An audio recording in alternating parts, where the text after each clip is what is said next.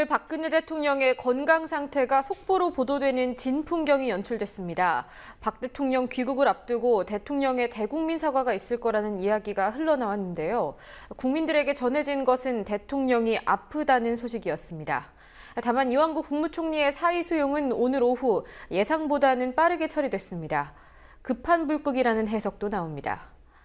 박근혜 대통령 측근이 포진해 있는 성완종 리스트 수사는 좀처럼 방향이 잡히지 않고 있습니다. 정부 여당은 전방위 수사에 입을 모으고 있습니다. 수원대학교 학생들이 학교를 상대로 한 등록금 반환 소송에서 승소했습니다. 사학재단의 적립금 쌓기 관행에 처음으로 법적 제동이 걸렸습니다. 4월 27일 월요일 뉴스K 잠시 후 시작합니다. 대한민국 돌아보면 우리들의 마음을 국민이 주인인 방송 국민TV 보이는 라디오가 탄생했습니다. 평일 저녁 시간대를 책임질 다양한 시사 프로그램, 정의로운 변호사들의 법조 뒷담화, 이런 변이 있나, 대한민국을 위협하는 가짜 안보를 해부한다. 김종대, 정욱식의 진짜 안보. 화제의 주인공을 만나 한국 정치를 해부한다. 이용마의 한국 정치. 뉴스와 토크를 아우르는 무개념 토크쇼 김성수, 최영일의 맛있는 수다. 역사 왜곡 문제를 파헤치는 진실 프로젝트 100년 전쟁. 음악을 통한 정면 승부. 신개념 뮤직 토크 DD쇼. 시청자의 눈과 귀를 사로잡는 강제 소환 방송. 고퀄리티 보이는 라디오가 여러분을 찾아갑니다. 4월 6일 오후 6시 본방사수. 국민들 모두 보라.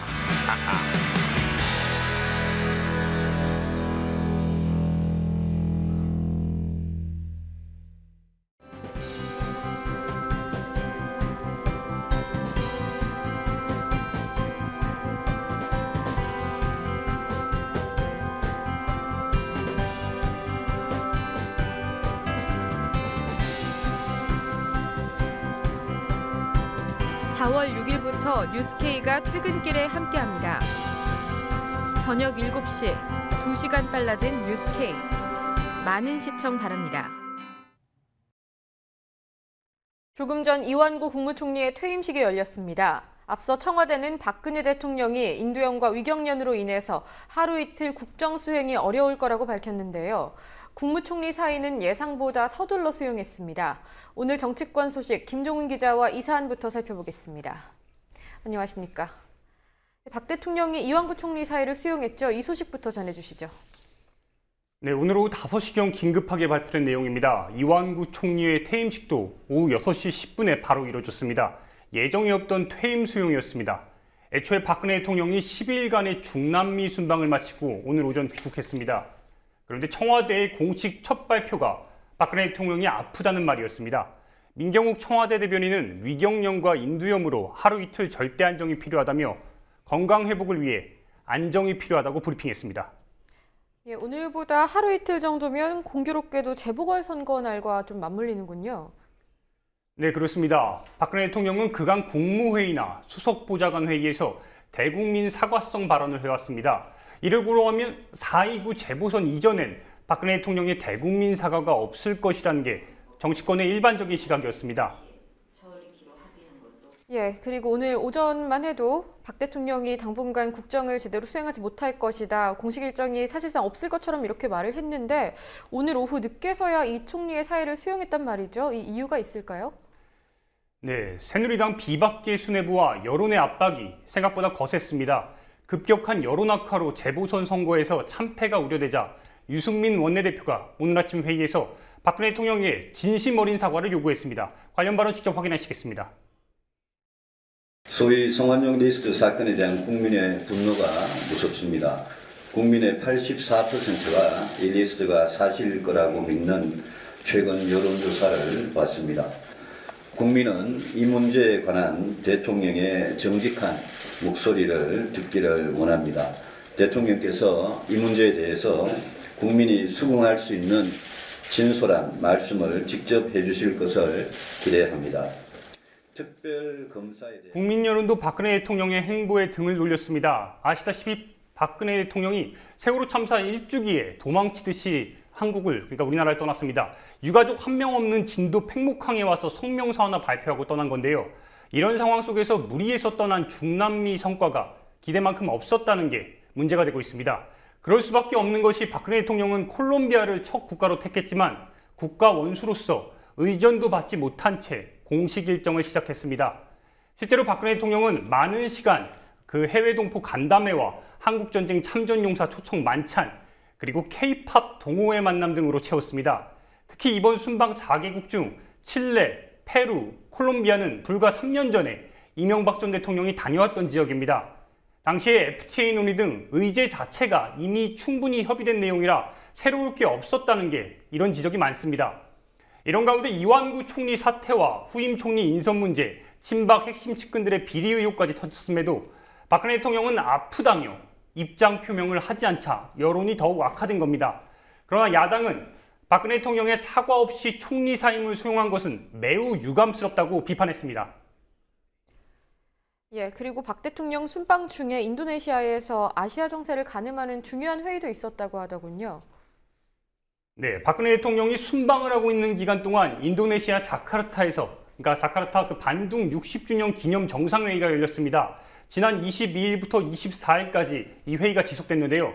반둥 회의는 1955년 4월 18일 인도네시아의 반둥에서 아시아와 아프리카의 29개국 대표단이 모여 이렇게 개최한 국제회의로 아시아 아프리카 회의라고도 불리는 중요한 회의입니다.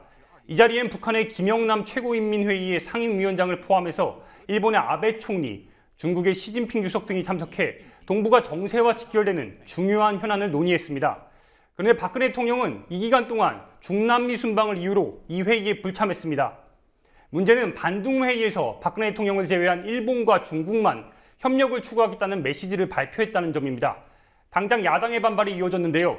추미애 새정치민주연합 최고위원은 오늘 아침 회의에서 중국과 일본이 인도네시아 반둥에서 새로운 접근을 시도할 때 박근혜 대통령은 어디로 간 것이냐고 강하게 박 대통령의 중남미 순방을 질타했습니다. 예, 이번엔 성완종 리스트와 관련된 소식도 좀 짚어보도록 하겠습니다. 오늘 민주연합이 긴급 의총을 열었다고 하죠? 네, 그렇습니다. 오늘 오후 새정치민주연합이 긴급 의원총회를 열었습니다. 친박 권력형 비리 게이트 진상규명과 수사를 촉구하는 자리였는데요. 결의대회식으로 진행된 오늘 긴급 의총은 측근 비리에 대한 박근혜 대통령의 사과와 그리고 특검을 통한 진상규명을 요구했습니다. 관련 영상 직접 확인하시겠습니다. 도둑이 도리어 도둑 잡아라 외치고 있습니다. 불법 정치 자금과 불법 대선 자금은 자신들이 받았는데 자꾸 야당 탓만 하고 있습니다. 적반하장도 무분수입니다. 물타기로 국민을 속이는 것도 한국어입니다. 국민의 분노의 불길만 더 키울 뿐입니다. 새누리당이 네, 문재인 대표는 이어서 리스트에, 그러니까 성완종 리스트의 8인이 부정한 돈을 받은 용도는 대부분 박근혜 대통령을 위한 경선과 대선 자금이었다는 것이 성완종 전 회장의 죽음을 앞둔 마지막 진술이었다며 그것이 사실이라면 최종 수익자는 박근혜 대통령이라고 말했습니다. 즉 박근혜 대통령을 정주준한 겁니다. 새누리당의 물타기와 초점을 잃은 검찰 수사가 지속되자 전공법을 택했다고 볼 수 있습니다. 예, 국정이 상당히 혼란스러운 상황인데 세월호 참사와 관련해서도 좋은 소식은 들리지 않습니다. 오늘은 세월호 특조위의 이석태 위원장이 광화문에서 농성을 시작했다고요? 네, 이석태 세월호 특별조사위원회 위원장을 비롯한 위원들이 오늘 오후에 특별조사위원회 활동을 중단 선언하고 그러니까 다음 달 1일까지 연좌 농성에 돌입한다고 밝혔습니다. 현재 이순신 동상 뒤에서 이석태 위원장과 권영빈 진상규명 소위원장, 그리고 박종훈 안전사회 소위원장, 최일숙 비상임위원이 농성 중입니다. 왜 농성에 돌입했는지 이석태 위원장의 발언 직접 확인하시겠습니다. 저희가 이 시행령 문제를 더 이상 늦출 수 없어서 그래서 이렇게 농성을 시작하게 된 거고요. 지난번에 대통령께 2번 면담 요청을 드렸는데 아직 저희가 확답을 받지 못했고 그리고 이 시행령이 대통령령이기 때문에 좀 그렇고요. 그리고 저희가 지금까지 정부의 그 시행령 안을 철회를 계속 요구해 왔는데 지금 정부는 그럴 의지가 없지 않나 좀 싶어요. 그래서 마침 순방을 이석태 위원장은 이어서 오는 30일 차관회의에서 시행령안을 논의할 것으로 예상되는 만큼 이젠 박근혜 대통령이 결단의 문제를 해결해야 한다고 말했습니다. 그러나 청와대와 정부가 응답할지는 현재로선 미지수입니다. 앞서 이석태 위원장은 지난 22일에도 기자회견을 열고 파견 공무원이 진상규명 조사를 총괄하고 조사 인력을 축소한 정부 시행령의 철회를 요구하며 공개 토론까지 제안했습니다. 그러나 정부와 여당은 아무런 설명도 없이 토론회에 불참했고 현재까지 공식 입장을 밝히지 않고 있습니다. 예, 정부의 이런 대응에 대해서 시민사회의 반발과 분노가 계속 커지고 있고 또 주말마다 추모 집회가 열리고 있지 않습니까? 그런데 바로 지난 주말에 있었던 그 세월호 추모 집회에서는 다행히 경찰과의 충돌은 없었다고 하더군요. 네, 지금 말씀 주신 그대로입니다. 지난 토요일에 세월호 범국민 추모제가 있었습니다. 세월호 유가족 100여 명과 5천여 명의 시민들이 함께했습니다. 우려는 컸지만 다행히 충돌은 없었습니다. 이유가 있습니다. 경찰이 추모 집회가 진행되는 동안 광화문 북단에 폴리스 라인과 병력 5천 명을 대기시켰으나 이번에 위압적인 차벽, 그러니까 경찰 차벽을 세워놓진 않았습니다. 차벽으로 인한 충돌의 여지를 막은 겁니다. 한편으로는 세월호 유가족들과 국민대책위의 선택도 주요했습니다. 여느 때와 달리 이번엔 집회 후 행진 대신에 집회 전에 서울 동서남북에서 각각 광화문 광장으로 행진 후 행사를 진행했습니다. 이 때문에 이례적으로 세월호 집회 자체가 저녁 7시 40분을 기해 끝났습니다. 전명선 세월호 가족대책위 운영위원장은 이날 경찰은 우리를 폭력 집단이라고 호도하고 고립시키려 했다고 비판하면서 박근혜 대통령의 대답을 듣기 위해 오늘은 평화롭게 집회를 정리한다고 밝혔습니다. 차벽이라는 경찰의 자극만 없다면 세월호 농성 자체가 얼마든지 평화적으로 이루어질 수 있음을 보여준 겁니다. 평화적 집회를 보호하지 않는 경찰의 과잉 진압이 충돌 원인이라는 주장이 설득력을 얻고 있습니다. 예, 앞으로 이어질 집회 상황도 좀 주목해 봐야 될 것 같습니다. 수고하셨습니다. 성완종 리스트는 불법 정치자금이라는 정치권의 악습을 보여주고 있습니다. 그중에서도 박근혜 대통령의 경선과 대선 과정에서 거액의 금품이 오갔다는 정황이 핵심인데요. 검찰은 금품 제공을 한 성완종 전 회장의 측근을 구속 수사하며 강도 높은 조사를 벌이는 한편 리스트에 이름을 올린 의혹 당사자들에 대한 수사는 반면에 좀 미진해 보입니다. 여권과 보수 언론의 물타기에 불법 대선 자금이라는 본질은 흐려지고 있다는 지적이 이어집니다. 권현주 기자입니다. 성완종 전 경남기업 회장이 여권 정치인에게 거액의 정치 자금을 건넨 정황을 기록한 이른바 성완종 리스트. 이 쪽지 한 장으로 인해 전 정권을 겨냥한 자원외교 사정정국에서 현 정권의 불법 정치 자금 문제로 논란이 번졌습니다. 그중에서도 성 전 회장이 박근혜 대통령의 2007년 경선과 2012년 대선 당시 측근 인사에게 불법 정치 자금을 건넸다는 의혹이 핵심 논란으로 불거졌습니다. 허태열 전 청와대 비서실장은 지난 2007년 박 대통령의 당내 경선 당시 성 전 회장으로부터 7억 원을 받았다는 증언이 나왔고 2012년 대선 당시 새누리당 조직총괄 본부장을 맡고 있던 홍문종 의원은 2억 원을 받았다는 의혹이 제기됐습니다. 또 당시 당무조정본부장이던 서병수 부산시장은 2억 원, 직능총괄 본부장이던 유정복 인천시장은 3억 원을 받은 의혹이 제기됐습니다.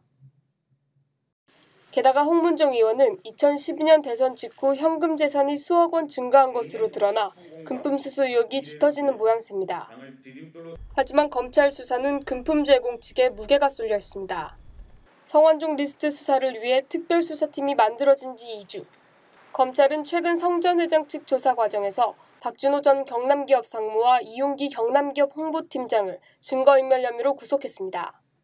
반면 금품 수수 의혹 당사자인 리스트 8명에 대해선 아직 소환 조사가 시작되지 않고 있습니다.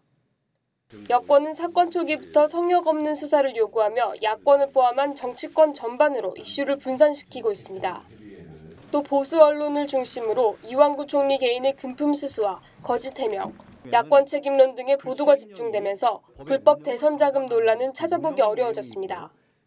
민주언론시민연합은 지난 24일 신문보도 모니터 보고서를 통해 성완종 리스트의 핵심인 불법 대선 자금 문제가 흐려지고 있는 상황이라고 지적한 바 있습니다. 앞서 순방 이후 현안 수습을 하겠다고 공언한 박 대통령은 오늘 오전 귀국한 뒤 총리 사의 수용을 제외하곤 입을 닫은 상태입니다. 대통령의 입장 표명 요구가 높아지는 가운데 여론은 나빠지고 있습니다. 리얼미터가 오늘 발표한 여론조사 결과에 따르면 지난주 박 대통령의 국정 운영에 대한 긍정평가는 36.8%로 3주 연속 하락해 8주 만에 30% 중반대로 내려앉았습니다. 반면 국정 운영에 대한 부정평가는 56.7%로 3주 연속 상승했습니다. 청와대는 오늘 대변인 브리핑을 통해 박 대통령이 피로가 누적돼 당분간 휴식을 취할 예정이라고 밝혀 성완종 리스트 파문을 둘러싼 현안 내용도 당분간 미뤄질 전망입니다. 국민TV 뉴스 권현주입니다.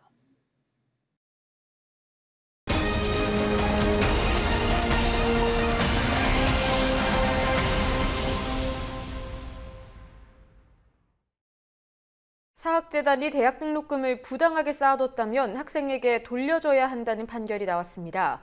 수원대 학생들이 학교 측을 대상으로 제기했던 등록금 반환 소송에서 승소한 겁니다.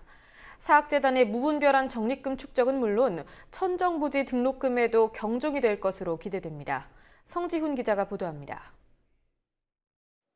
적립금은 전년 회계에서 사용하지 않고 남은 돈을 다음 회계년도로 2월에 쌓인 돈을 이릅니다. 때문에 과도한 적립금 누적은 뻥튀기 예산 책정을 통한 재단의 배불리기라는 비판을 받아왔습니다. 수원대가 사용하지 않고 곳간에 쌓아둔 적립금은 2013년 현재 4,500억으로 전국 사립대학 중 4번째로 많습니다. 하지만 수원대의 전임교원 확보율은 45%에 불과하고 등록금이 학생 1인에게 사용된 정도를 측정하는 교육비 환원율도 2010년 74%, 2011년엔 72%에 머뭅니다. 등록금 대비 실험 실습비와 학생 지원비는 각각 수도권 대학 종합대학 평균의 41%, 9% 수준밖에 되지 않습니다. 등록금을 걷어 학생들의 교육에 투자하기보다는 적립금을 쌓는 데 치중했던 수원대학교는 결국 등록금 환불과 피해 보상을 요구하며 학생들이 제기한 소송에서 패소했습니다. 서울중앙지법은 24일 최종국 씨 등 수원대학교 학생 50여 명이 학교법인과 이사장, 총장을 상대로는 등록금 환불 소송에서 원고 일부 승소 판결을 내렸습니다. 이 판결에 따라 수원대학교는 원고 중 2009년부터 2012년까지 입학한 학생들에게 각각 30에서 90만 원씩을 돌려줘야 합니다. 대학이 학생들에게 등록금을 돌려줘야 한다는 판결이 나온 것 이번이 처음입니다. 법원은 판결문의 부적절한 회계 집행으로 학생들의 실험 실습, 시설, 설비 예산이 전용돼 학생들이 낸 등록금에 비해 교육 환경이 현저히 떨어지는 결과를 초래했다면서 교비 회계를 다른 회계에 전출할 수 없고 적립금, 이월금 편성을 최소화해야 한다는 사립학교법의 취지에 따라 수원대가 학생들이 입은 정신적 고통을 위로할 책임이 있다고 판시했습니다. 수원대는 지난해 실시한 교육부 감사에서도 3년간 해당 연도에 착공할 수 없는 건물의 공사비를 예산에 넣어 이월금을 부풀린 사실이 적발됐습니다. 하지만 수원대 측은 법원의 판결을 받아들일 수 없다며 항소를 예정하고 있습니다. 2011년과 2012년의 교원 확보율과 교육비 환원율이 부족했던 사실은 인정하지만 이는 장기 발전 계획에 따른 적립 노력의 결과라는 주장입니다. 수원대 측은 법원이 대학의 장기 발전 계획에 발목을 잡고 있다며 유감을 표했습니다. 저희 학교에서는 이제 대학의 장기 발전 계획 노력에 이게 찬물을 끼얹는 판결이라고 보고 굉장히 유감스럽다는 말씀을 드리고 싶고, 수원대학교는 납득할 수 없는 판결이라고 생각을 하기 때문에 즉각적으로 항소할 예정입니다. 수원대는 현재 건물 신축을 위해 적립금을 사용하고 있고 재정 악화를 대비한 최소 금액의 적립금 400억 정도만을 보유하고 있다고 밝혔습니다. 하지만 착공이 불가능한 시기에 미리 예산을 책정하고 적립금을 마련해 학생들에게 피해를 줬다는 비판에서 자유로울 순 없어 보입니다. 그 적립금이나 이월금을 그렇게 많이 쌓아놓고도 지금 수원대학교의 교육비 환원율이 종합대학의 평균에 비추어서 훨씬 못 미치거든요. 교육부 감사 결과에서도 건물을 갖다 신축하기로 하고 3개년 동안 1,000억이 넘는 그 예산을 갖다 편성해 놓고 있었으나 실제로 건물을 신축하지 않았거든요. 지금 그것을 실제로 사용했다, 지금 최근에. 이거는 지금 저희가 지금 그런 것을 접한 적이 없고요. 네. 아직도 사실은 계속해서 지금 용도 불명으로 남아있는 상태라고 저희는 알고 있습니다.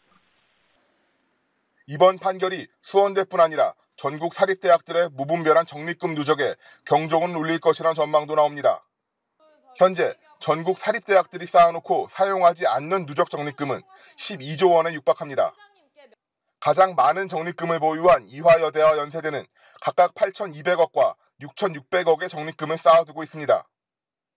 사립대들이 적립금을 쌓아둔 채 장학금 지급, 등록금이나 등 학생 여건 개선에는 인색하다는 비판이 나오는 이유입니다. 이번 수원대 1심 승소 판결이 다른 대학에서도 적립금과 유월금을 마구 쌓아놓는 다른 대학들, 학생들에게 교육환경 개선, 학생들의 교육환경 개선이라든지 교수환경 개선에 투자하지 않는 다른 대학들에게도 경종을 울리게 될 것이고, 유사한 소송이 제기된다면 학교 상황에 따라서 100% 승소는 아니다 하더라도 일부 대학에서는 승소할 수 있는 그런 일부 대학에서도 승소할 수 있는 그런 획기적인 전기가 되었다. 국민TV 뉴스 성지훈입니다. 선거법 위반 혐의로 기소된 조희연 교육감이 1심에서 당선 무효형을 선고받으면서 중도 하차 위기에 놓였습니다. 여당은 이를 계기로 교육감 직선제 폐지를 주장하고 있는데요. 일각에서는 국회의원이 선거법을 위반했다면 국회의원 선거도 없애자는 말과 같다, 논리적 비약이라는 반박도 나옵니다. 교육감 직선제를 둘러싼 논란을 강신혜 기자가 정리해봤습니다. 교육감 직선제는 2006년 법 개정으로 도입돼 이듬해 교육감 선거에서부터 적용됐습니다. 교육감 직선제는 보수 성향의 한국교총이 간선제는 비리가 많다며 직선제가 교육자치의 원리라고 주장하며 2000년대 초부터 앞장서 요구한 제도였습니다. 그런데 한국교총은 2010년 지방선거에서 진보교육감이 6명이 당선되자 직선제 폐지 주장을 제기하기 시작했고, 지난해 13명의 진보교육감이 탄생하자 강도 높게 폐지론을 주장합니다. 지난해 8월에는 자신들의 요구로 만들어진 교육감 직선제가 위헌이라며 헌법재판소에 위헌 청구 소송을 제기했습니다. 2006년 교육감 직선제에 찬성표를 던졌던 새누리당 역시 직선제 폐지를 주장하고 있습니다. 새누리당은 지난해 지방선거 직후 현행 교육감 직선제는 과도한 선거 비용 문제가 있다는 등의 이유로 직선제 폐지를 시도했습니다. 그러다 이번 판결이 나오자 국민도 이 제도를 불신하고 있다며 직선제 폐지를 재추진하고 나섰습니다. 정부 역시 직선제 폐지에 힘을 쏟을 것으로 보입니다. 청와대 직속 지방자치발전위원회는 지난해 말 교육의 정치적 중립성, 자주성, 전문성을 강화할 수 있도록 현행 교육감 제도를 개선하겠다고 밝혔습니다. 조선, 중앙, 동아일보는 조희연 교육감의 판결 직후 바로 직선제 폐지를 거론했습니다. 조선일보는 사설에서 교육감 직선제가 극심한 정치 이념 대결 구도로 전개되면서 폐해가 계속되고 있다며 폐지론을 주장했습니다. 중앙일보는 교육감 후보, 시도지사의 러닝메이트로 하라는 제목의 사설에서 이번 사건을 계기로 직선제에 대한 과감한 개혁이 필요하게 됐다고 강조했습니다. 동아일보 역시 직선제가 정치색을 배제하기 어렵고 선거 범죄에서 자유로울 수 없다며 폐지론을 거론했습니다. 하지만 교육감 직선제 자체를 이번 판결과 연결해 문제 삼는 것은 논리적 비약이라는 지적이 나오고 있습니다. 장수명 한국교원대 교수는 교육감 직선제 폐지 주장은 국회의원 선거 과정에서 선거법 위반이 발생했다고 해서 국회의원 선거를 없애자고 하는 논리와 같다고 지적했습니다. 또 교육이라고 하는 것이 미래 세대를 어떻게 성장 지원하느냐의 문제이기 때문에 보다 많은 시민들이 참여하는 직선제가 바람직하다고 말했습니다. 아울러 진보교육감의 대거 당선은 유권자들이 정치적 판단이 아닌 선거 공보 등에 적힌 공약을 살피고 투표한 결과라는 분석입니다. 무상급식, 혁신학교 같은 진보교육 정책을 유권자들이 평가한 것으로 지난해 6월 광역단체장 선거와 교육감 선거 결과가 달리 나온 것도 일정 정도 정책 선거가 실현됐기 때문입니다. 국민TV 뉴스 강신혜입니다. 함께 만드는 언론 미디어 협동조합 여기는 국민TV 함께 만드는 언론 미디어 협동조합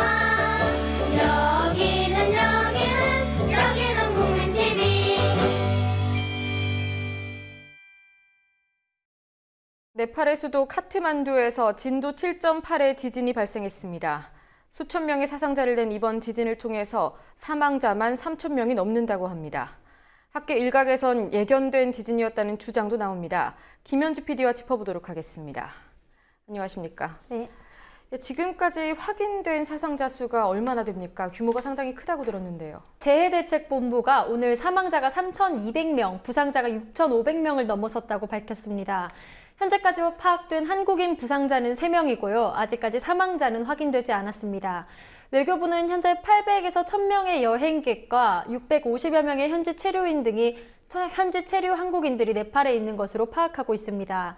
지진 발생 이후 네팔에서 한국으로 오는 첫 번째 비행기가 오늘 밤 11시 반쯤 인천에 도착하는 것으로 예정돼 있는데요. 항공편이 일주일에 월, 금 이렇게 이틀밖에 없어 한국인들은 귀국에 어려움을 겪고 있습니다.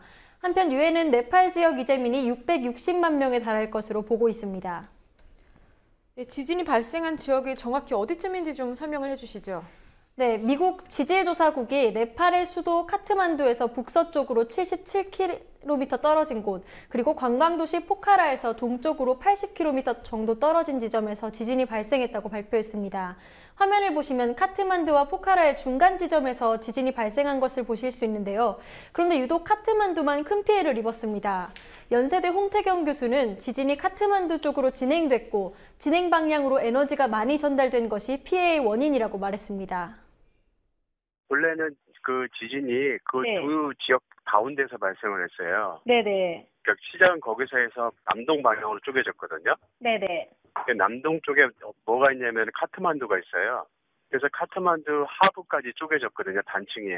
그래서 그 전체 쪼개진 거리가 한 100여 킬로 이상이 되거든요. 그 카트만두 방향으로 가기 때문에 그런 것도 있고요. 두 번째는 단층이 진행하는 방향으로 에너지가 더 많이 전달이 되거든요. 또 홍 교수는 진원, 그러니까 최초로 지진이 발생한 지점의 깊이가 11.8km로 비교적 얕았던 것이 피해를 키웠다고 설명합니다. 진원 깊이가 깊으면은 지표까지 전달되는 과정에서 에너지가 다 소멸이 돼요. 네네. 근데 이제 지표와 가까우면 지표에 도달하기까지 시간이 안 걸리고 거리가 얼마 안 걸리기 때문에 네네. 에너지가 소멸이 별로 안 된 상태로 지표에 도달해요. 아, 네. 그러다 보니까 지표에 큰 피해를 주는 거죠. 예, 구조가 상당히 어려운 상황이라고 하던데요. 현재 카트만두 상황은 어떻습니까? 지진 발생한 이후 낡은 건물들이 대부분 무너져서 많은 사람들이 이 건물에 매몰됐는데요. 건물에 깔린 사람들을 구조하는 활동이 계속되고 있습니다. 하지만 인력과 장비의 부족으로 어려움을 겪고 있다고 전해지고 있습니다.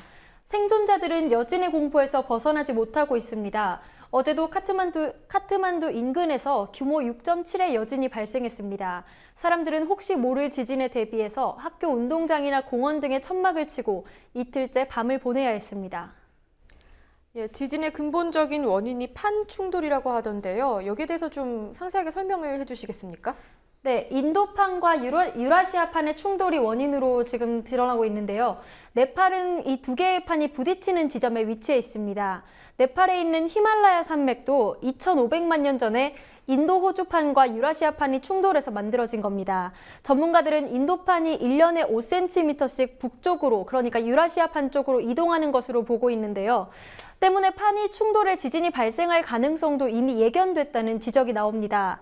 지진 발생 일주일 전에 지진학자 50여 명이 카트만두에서 지진대책 회의를 열었지만 피해를 줄이지 못한 것 같습니다.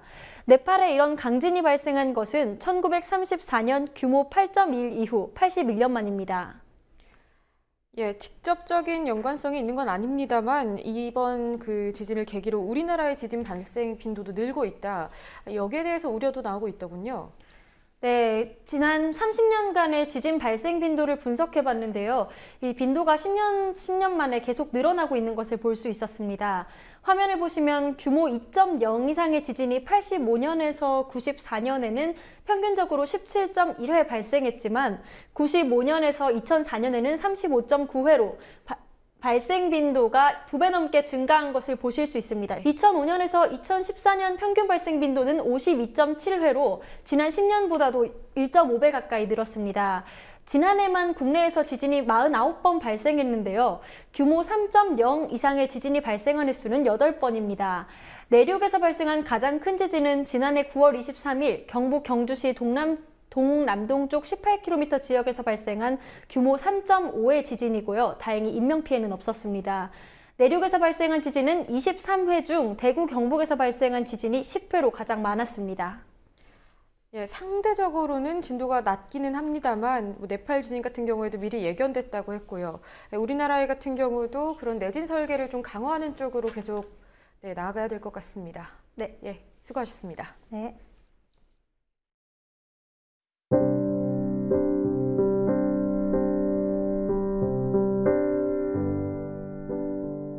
꽃이 이렇게 좋은 계절에 멀리 네팔에서 큰 지진이 일어나 많은 생명이 희생되었다는 소식입니다. 대지가 저지른 일이라 어디에 하소연할 데도 없고 책임 소재를 물을 수도 없습니다. 대지의 신도 재미삼아 지진을 냈을 리 없지요. 견디다 한번 꿈틀하고 몸을 움직였는데 죄 없고 가난한 사람들이 그만 희생되고 맙니다. 흙, 나무, 벽돌 따위 죄 없는 소재로 지은 집에 살던 사람들입니다.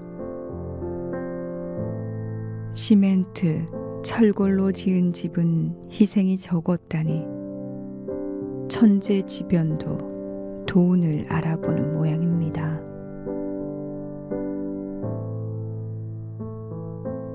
눈앞이 캄캄해 있을 사람들 생각하니 꽃조차 어둡습니다.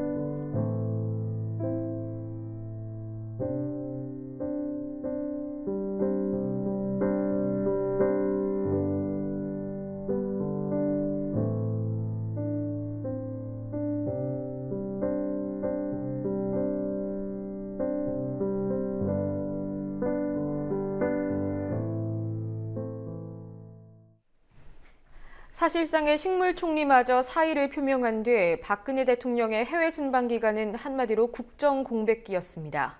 이 비정상적인 체제가 해소될 줄 알았던 대통령의 귀국날 바로 오늘 언론은 대통령의 건강 상태가 좋지 않다고 대서특필했습니다.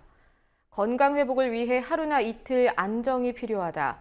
여독이 풀리는 대로 일정과 입장이 결정될 것이다. 청와대 대변인의 입에서 나온 말입니다. 병세가 어느 정도인지 어떠한 의도로 이례적으로 이러한 소식을 공론화했는지 판단을 접어두고 한 가지는 분명해 보입니다. 국정 공백 가능성을 방관하고 해외로 떠났던 대통령이 귀국한 뒤에도 이를 해소하지 못했다는 것, 커져가는 국민의 불안감에 청와대가 불을 질렀다는 것 말입니다. 비정상의 정상화, 대통령의 입보다는 귀와 가까워져야 할 것 같습니다. 오늘 뉴스 마치겠습니다. 시청해주신 여러분 고맙습니다.